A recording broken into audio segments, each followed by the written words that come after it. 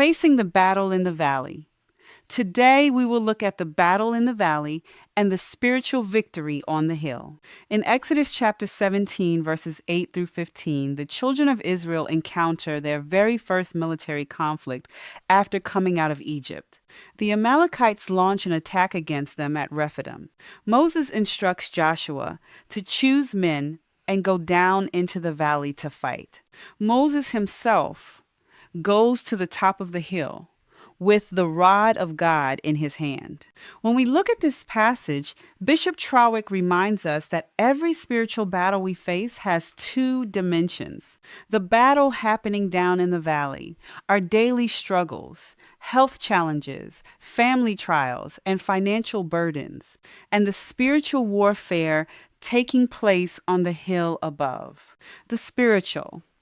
The power of uplifted hands. As Joshua fights in the valley, a supernatural connection is revealed. Whenever Moses holds up his hands, Israel prevails.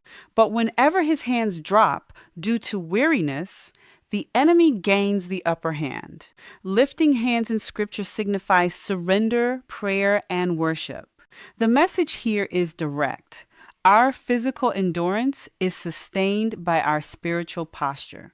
When we maintain a posture of praise and prayer before God, the spiritual power flows down into our daily battles. However, when fatigue causes our prayer life or worship to drop, we begin to feel overwhelmed by the conflict. The community.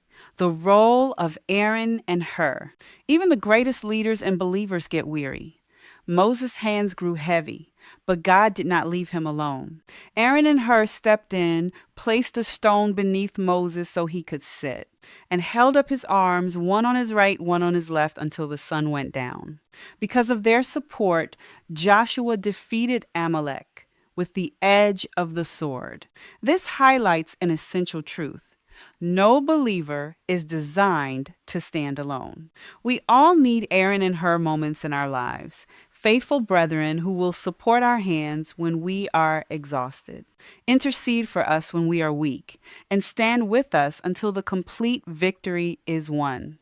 Jehovah Nissi, the Lord is my banner. After the victory, God instructs Moses to write this event in a book as a memorial. Moses builds an altar and names it Jehovah Nissi, which means the Lord is my banner. In ancient military tactics, a banner was a standard or flag raised high on a hill. Soldiers in the heat of battle would look up to the banner to maintain their orientation, regroup when scattered, and know that victory was still theirs. When you declare Jehovah Nissi over your life, you are declaring that God is your focal point in every storm. You are acknowledging that victory does not come by your own strength or strategy, but by the power of the Most High God.